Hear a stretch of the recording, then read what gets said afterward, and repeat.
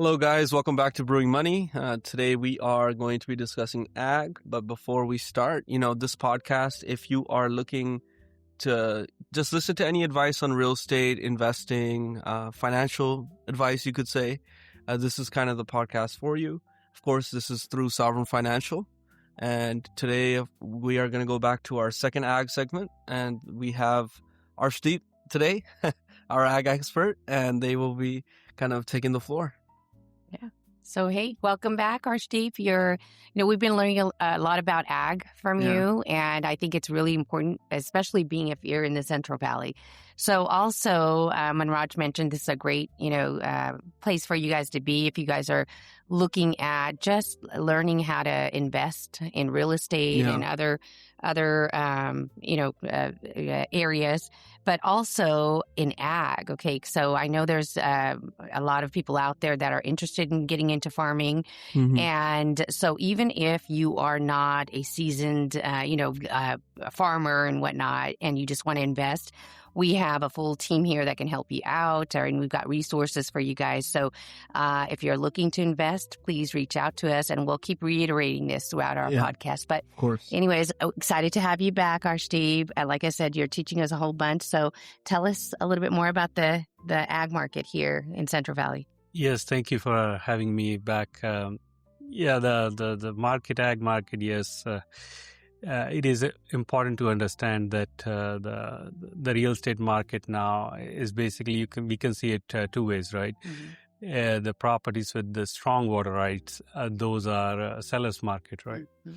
And the properties where we do have water issues or not having good water rights, those you can say are the buyers market, right?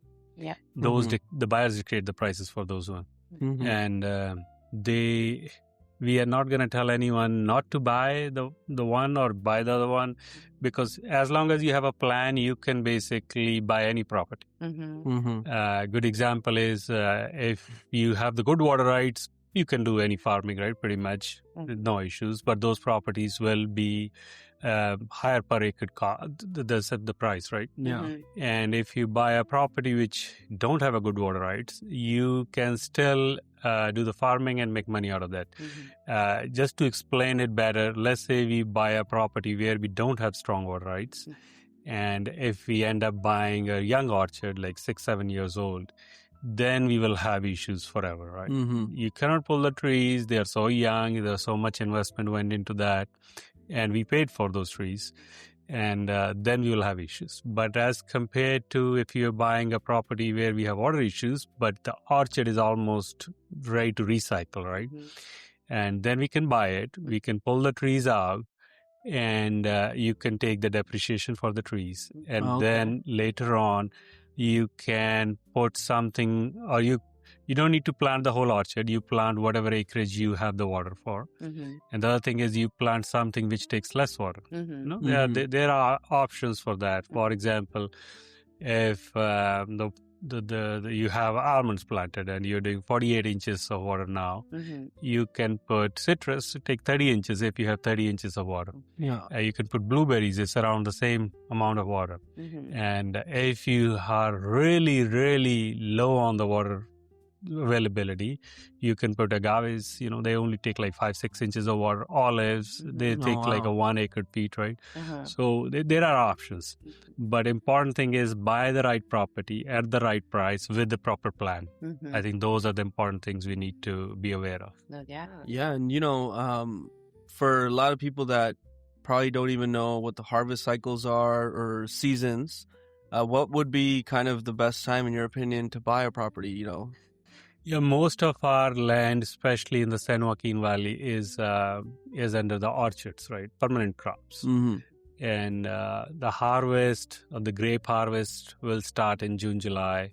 And the almonds and pistachio will be followed after like August, September, October. By start of the October, all the nuts basically are gone, right? And then October to March, then the citrus harvest starts, right? So, for example, if you are trying to buy grapes or the nuts, right, then the best time to buy, I will say, it's always a good time to buy it. It doesn't matter, but the best time to buy is you buy it now, right? For example, now we are end of March, or let's say April, early April, right? Generally, the ag escrows goes 60 to 90 days maturity, right? And if, let's say, we are buying a property now, 3 months later, we will get the full access, right? Which is end of June. And for example, if we talk only numbers, we buy a 40 acre of a ranch, $30,000 an acre price. It's $1.2 million investment, right?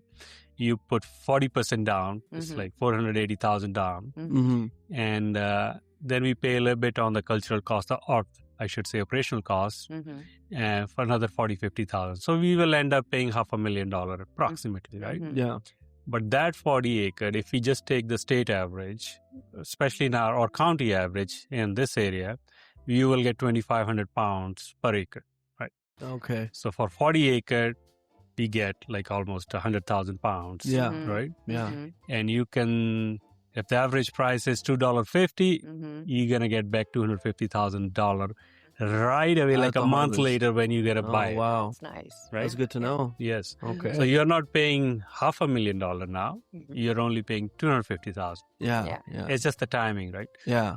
Or the way if you want to buy citrus, again, if it's early variety citrus harvest in November, then you start buying in summertime. You know, I think the rule of the thumb is you buy with the crop, and you get the access just before the harvest. Okay. Okay. Yeah. Of course, the seller will ask for the reimbursements, whatever he spent for that crop. Yeah. But those reimbursements, as we say, like 40 acre reimbursement should be around, I will say, 70,000, 80,000. But we are getting 250,000 plus back. Yeah. Right. Yeah. So that will be your savings, or at least you can use that money either as a down payment, or you can use that money for your operational cost later on. Yeah. Wow. Yeah, that's a lot of... It's a built-in discount. Huh? Yeah. Exactly. So I learned about cultural costs. Yes. So that's the money that they put in, basically operationally, you said. Yes. That's the money that they put in to get everything developed and going, right? Yeah, so basically it's operational cost. In farming world, we call it cultural cost. Any money we spend to basically grow the crop, not the property taxes, not the mortgage, not anything else like rentals or anything, right? But any fertilizer cost, any pruning, any irrigation, electric bills, those are all part of the cultural cost. Okay. Yeah. Well, we already have a few deals that you've made in the pipeline, which were really good. And So what do you think right now? Like if you were to share with somebody who's looking to buy these, you said before the nuts right now, right? So any kind of nut farms that are already there. And I don't know if I should ask this question. Maybe we'll edit this if not, okay? But so do you find that sellers are ready to sell right before harvest too? Yeah, well, you can make that tactically how you want to sell it or how you want to buy it, right? So you can make that decision, hey, the best time to sell it. For the seller, I think they know it too, that the best time to sell it is just around this time when the bloom is just done and the nuts are just building up. That time you cannot predict how much crop it will be, like precisely, because it's still a long way to go. You can show all the flowers on the trees. They say it looks like a really good crop, so buy it right now or sell it, right?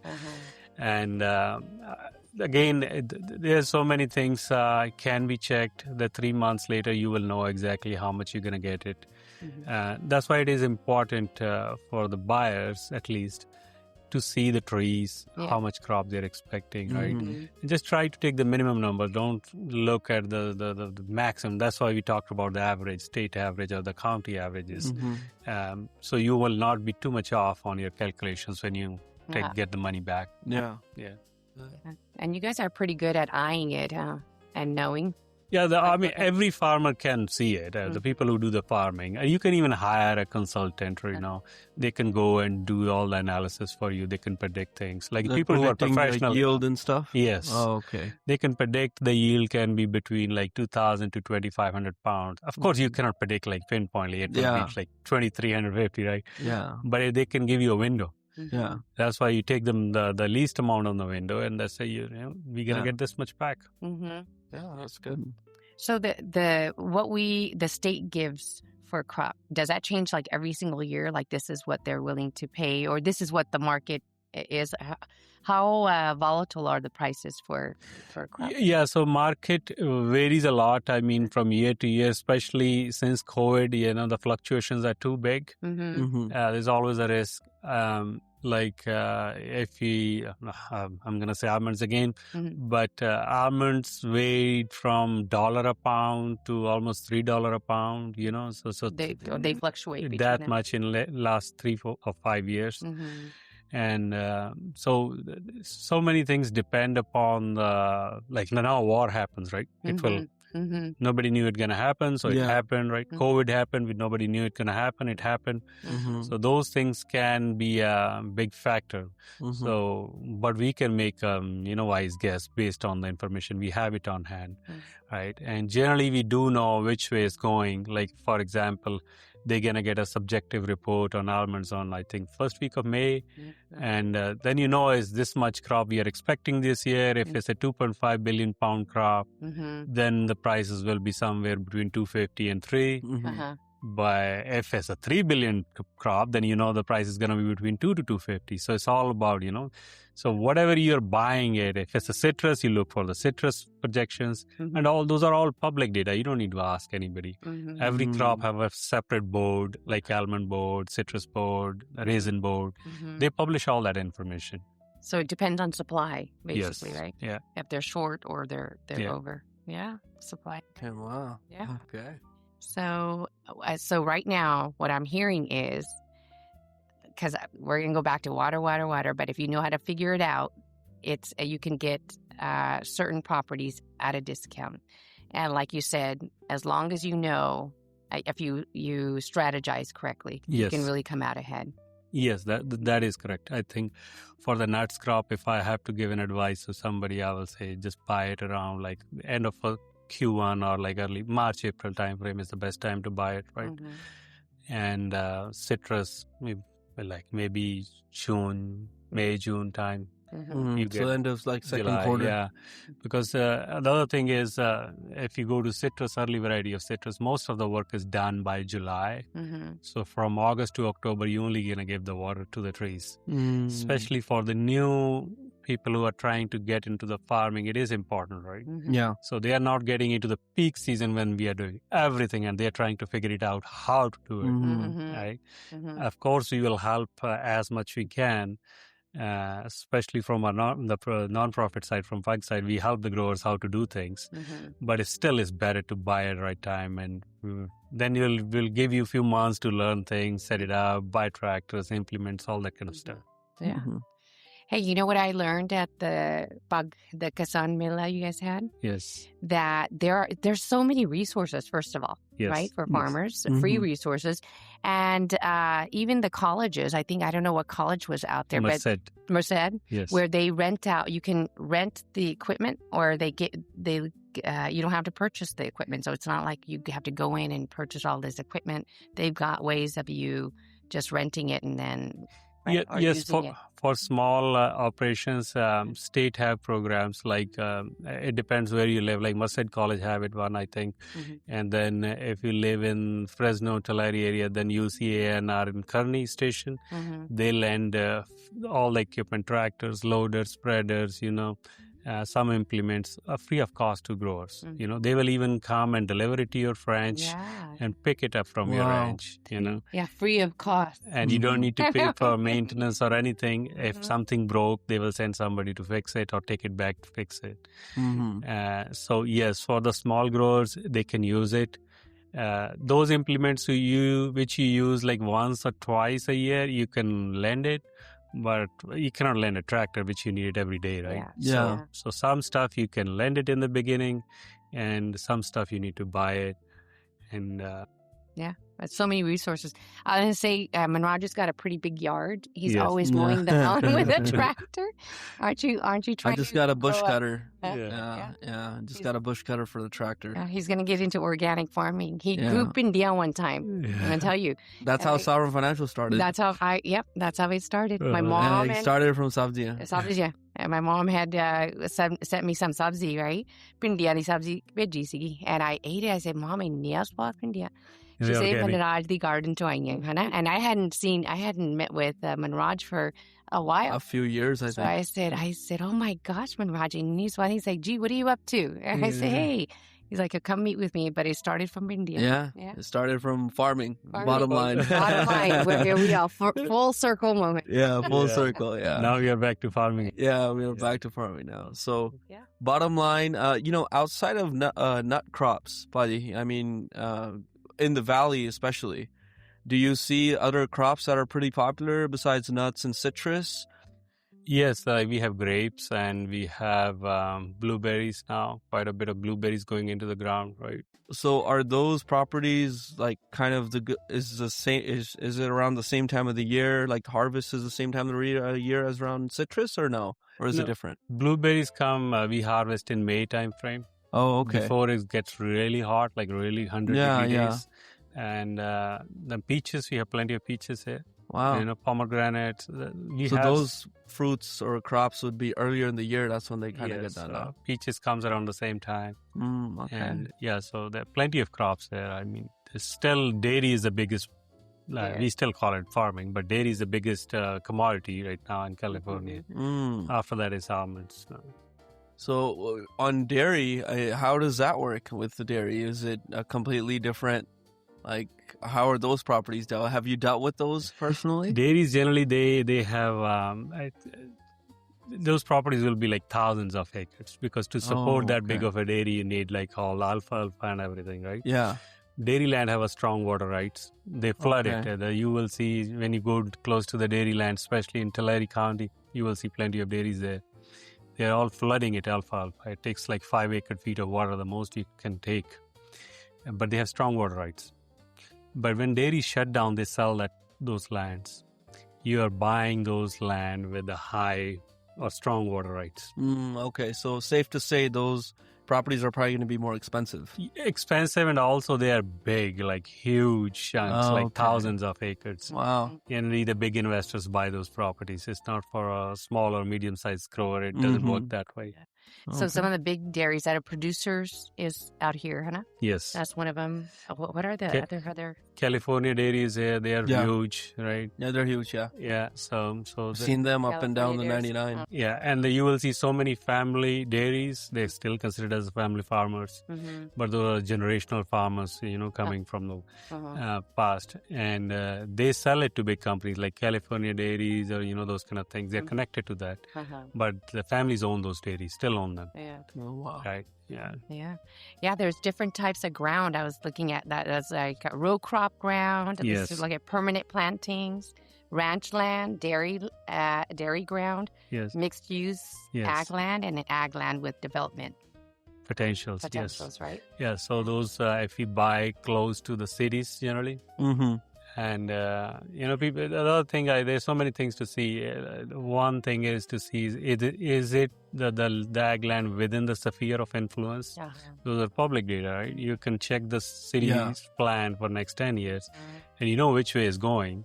For example, Fresno, I can tell you the Fresno not going to expand north because we already hit the San Joaquin River. Yeah, right? They can't go past They have to expand to the other side. So you look for the properties on the other side, which are close to city or within sphere of influence. Those have more potential to grow later as the housing or anything like that. Yeah. But those lands will be expensive again. It depends what you want to buy, right? Yeah. Yes. Yep. But if you want a deal, we got to get deals right now. Yeah. That's what this is all about. Yeah. Well, wow. Exciting. Like I said, I never thought I would be so interested in ag, but why wouldn't we be, right? If you really think about it, why wouldn't be? Especially being in real estate and lending. Yes. And then, if you like Manraj was already, like I said, you're very much into like holistic and getting Yeah. organic. It's such a important thing to have, especially now more and more. Healthy Mhm. food is not an easy thing to come by. Yeah, it is important. I think there are two things very important for people who don't do the farming. Like people who do the farming, they know about it, right? All of the ins and outs. People who don't do the farming, want to do the farming, they think it's so hard. Yeah. It is not, I see. right? Wow. There's so many resources around it. As long as you can afford to buy it, then doing the farming part is one of the easiest things. Mm. Right, buying the right property is the hardest right now. Yeah. You need to buy the right one, otherwise you will have issues later. But farming is easy. And the other thing is the food security thing, right? There are not many lands in the world where we can produce food. Yeah. And we're lucky enough to live on this side, or the land we left behind. Yeah. So it is it's a good investment for future. Yeah. Eh, tarti nahi pinabihan ng balaya iter. Yeah. I also learned that with nuts, 80% of the world's almonds Yes, are grown here in the Central Valley. Yeah, it's wild. almonds. Wow. And then India is our biggest exporter, Yes. Where we importer send of them. almonds. Yes, yeah. India and then China. China. Every commodity, I think, if you're producing in bulk, have to go to India and China. It's the consumers are there. Yeah, it's those are most. Panjiri Japan and Yeah, those countries have the most populations, China and India. Yeah. Badam, we really love badam. Yeah, and yeah. I love it. Okay, awesome. So, recapping. Good time to get into farming if you know how to strategize. Yes. We have the team to help you strategize. And Absolutely. I'm impressed. Arsha's been working with, we already have, a handful of deals. And I think I'm excited. I think Manraj and I are putting our pennies together too. Yes. So we're going to invest, but yeah. And we also offer ag loans, which we'll probably touch on in another segment. So we kind of have everything from strategizing, buying, lending. So if anyone has any questions, just reach out. You can reach out through Brewing Money or through Sovereign Financial, and we'll be in touch. Yeah. Till next time. Till next time. Yeah.